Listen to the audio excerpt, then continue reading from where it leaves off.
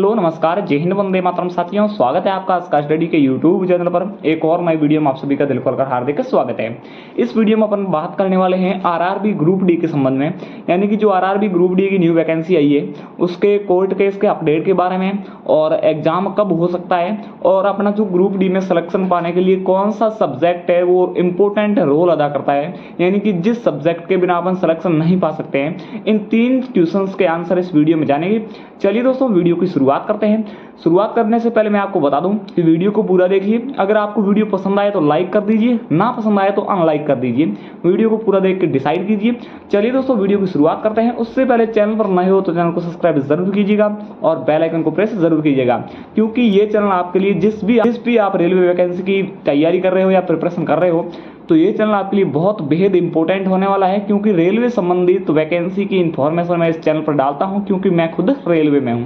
चलिए दोस्तों वीडियो की शुरुआत करते हैं। तो सबसे पहले अपन जानते हैं कि सर रेलवे ग्रुप डी के कोर्ट केस के अपडेट के बारे में बताइए, क्योंकि ये वैकेंसी अटक चुकी है। इसीलिए काफी सारे स्टूडेंट्स कमेंट्स कर रहे हैं कि सर वैकेंसी कोर्ट में जाने की वजह से अपना जो लहजा है तैयारी करने का वो थोड़ा सा मतलब बिलो लाइन में चला गया है कि कब सर एग्जाम होंगे, या फिर डेट नहीं आ रही है, डेट के हिसाब से प्रिपरेशन करें, होंगे कि नहीं होंगे। काफी सारे क्वेश्चंस स्टूडेंट्स के मन में इंक्रीज होते हैं कि सबसे पहले सर 28 मार्च डेट दी गई थी, उसके बाद अपना जो 26 मई दे दी गई थी, उसके बाद 26 जुलाई, यानी कि लगातार डेट है वो इंक्रीज हो रही है, न कि डिक्रीज हो रही है, और ना ही फैसला आ रहा है क्या होगा या नहीं होगा।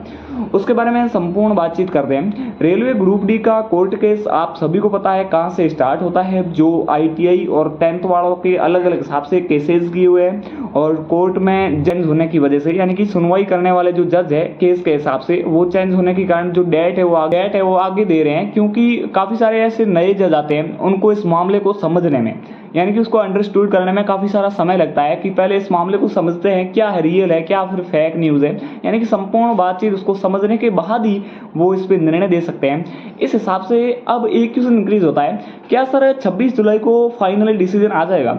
अब फाइनल डिसीजन आने का कुछ भी नहीं कह सकते, क्योंकि 26 जुलाई कोर्ट ने डेट दी है। इस डेट को होता है कि नहीं होता है, या फिर आगे भी डेट दे सकते हैं, क्या पता आगे दे दें। इस प्रकार से कुछ भी हो सकता है, यानी कि कोर्ट का अपन कुछ भी नहीं कह सकते। जो अपनी पिछली वैकेंसी आई थी 2019 वाली, उसमें देखो वो कितनी वैकेंसी अटक गई थी सुप्रीम कोर्ट में जाने की वजह से।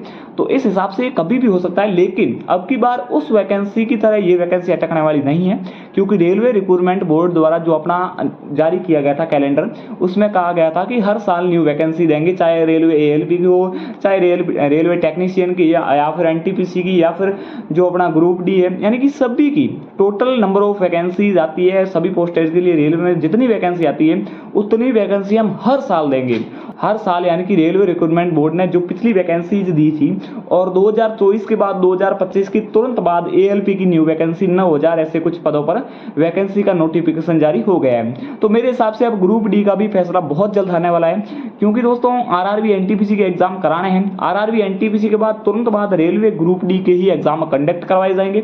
इस हिसाब से आप प्रिपरेशन बढ़िया कीजिए।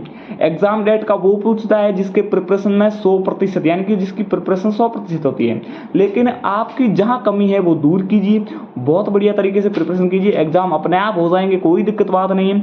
हाँ, अगर आपकी तैयारी 100% है तो फिर एग्जाम के बारे में सोचने की बात है। अगर आपकी तैयारी 50% है तो उसको 100% पूरी कीजिए, यानी कि सबसे पहले अपनों को अपना 100% करना है, जैसे कि अपनी प्रिपरेशन को 100% करना है।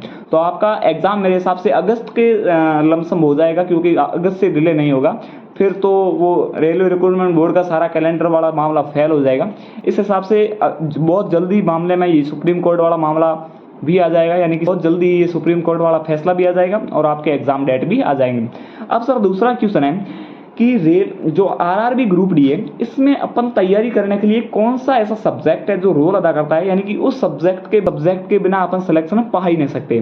वो सब्जेक्ट है साइंस, क्योंकि काफी सारे स्टूडेंट हैं जो पहले किसी न किसी की प्रिपरेशन कर रहे होंगे। जैसे रेलवे ग्रुप डी का आपने फॉर्म फिलअप किया है तो आप पहले किसी न किसी की प्रिपरेशन कर रहे होंगे।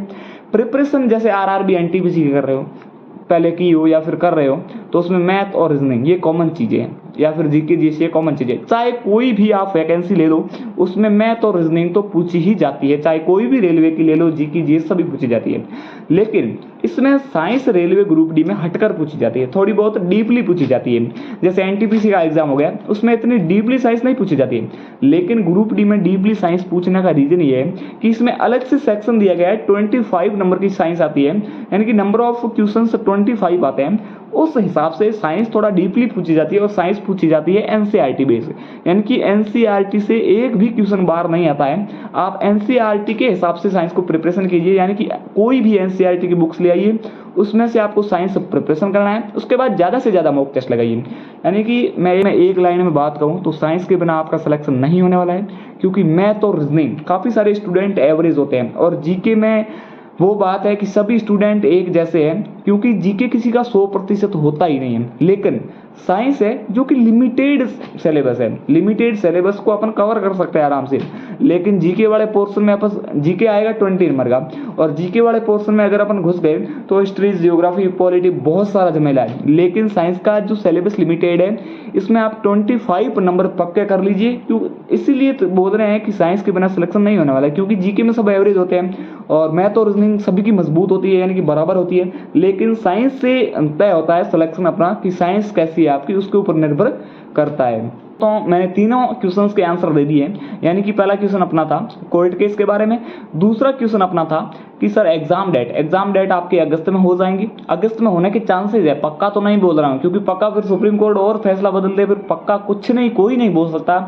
ये काफ़ी सारे टीचर्स है वो बहुत बड़े बड़े थंबनेल लगा के, फेक थंबनेल लगा के व्यूज़ के चक्कर में बहुत मतलब गुमराह कर रहे हैं स्टूडेंट को कि ये हो जाएगा, ये हो जाएगा, भर्ती रद्द होगी। भर्ती रद्द होने के चांसेस नहीं बनते भाई साहब, क्योंकि 1 करोड़ यानी कि 80 लाख के समथिंग फॉर्म फिलअप हो चुके हैं। इन सारे स्टूडेंट की फीस भी आपने दी होगी फॉर्म फिलअप करते समय, तो उनको वापस लौटाना बहुत मुश्किल काम है। इसीलिए ये मेरे हिसाब से वैसे ये जैसी वैकेंसी है वैसे ही वैकेंसी रहेगी, और आपके जल्द ही एग्जाम कंडक्ट करवाए जाएंगे। मेरे हिसाब से अगस्त के मंथ में हो सकते हैं एग्जाम, या फिर थोड़े बहुत डिले हो तो कोई बात नहीं। आप अपनी प्रिपरेशन में बेहतरीन कीजिए, बहुत बढ़िया प्रिपरेशन कीजिए। चलिए दोस्तों, और ग्रुप डी से संबंधित कोई भी आपके जहन में डाउट हो तो कमेंट सेक्शन में जरूर बताएं। मैं हाथों हाथ आपके क्वेश्चंस का आंसर दे दूंगा, यानी कि डाउट्स का आंसर दे दूंगा। अगर हो सका मैं कमेंट में जवाब नहीं दे सकता तो फिर वीडियो बना के डाल दूंगा। इसी के साथ वीडियो की समाप्ति करते हैं। जय हिंद, ओके, टाटा, बाय बाय दोस्तों। और वीडियो पसंद आए तो लाइक कर दीजिए, ना पसंद आए तो अनलाइक कर दीजिए। आपकी जो मर्जी हो वो कर दीजिए। लाइक के भाड़ में, कोई लाइक के चक्कर में कुछ नहीं है दोस्तों। आपको यानी कि मेरे अंदर कुछ है, मैं आपको दे सकूं, ये इंपॉर्टेंट है। लाइक वाइक कुछ नहीं होता है, इसलिए वीडियो की समाप्ति करते हैं। जय हिंद, ओके, टाटा, बाय बाय दोस्तों।